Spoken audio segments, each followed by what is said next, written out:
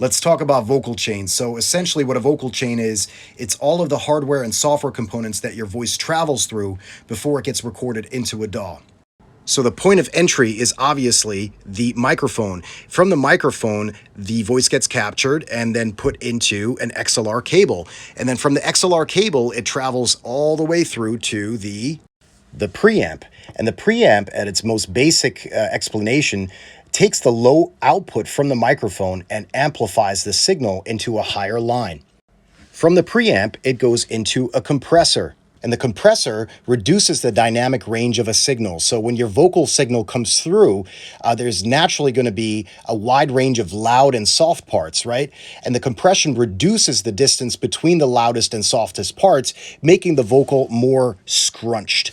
And from the compressor, the vocal then travels into the interface. The interface is essentially the device that changes the analog signal into a digital signal. From the digital signal, the computer is now able to recognize and read that data and record it. And then from the interface, the vocal then travels into the DAW. This is the digital audio workstation where the vocal gets recorded. Right now, it's being recorded onto a Vox track.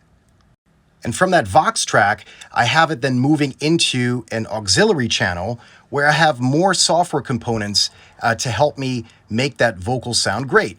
For instance, a gate, which allows for all of the background noises to be captured and left out of the recording. From that software component, I have it running into the FabFilter Pro Q. This is an EQ where I can basically shape my vocal even more, cutting out more of the low end, taking out certain frequencies that are harsh to my ears. Then I have the vocal traveling into what's called a Distressor. From the Distressor, I have an airband EQ. This basically brings more shine to the vocal. Then I have some exciters, like a revival tool, and a trimmer. If I feel like it's a little too loud, I can trim some of the top. Then I have the vocal traveling into a Deesser, and that's exactly what it does. It removes the sharpness of S's, for example. They're called sibilances from your recording so that they sound cleaner. And the last software component that I have in my vocal chain is Fresh Air by Slate Digital. This is actually a free plugin, highly recommend it. And it allows me to add a little more clarity to the vocal after it's been processed that much.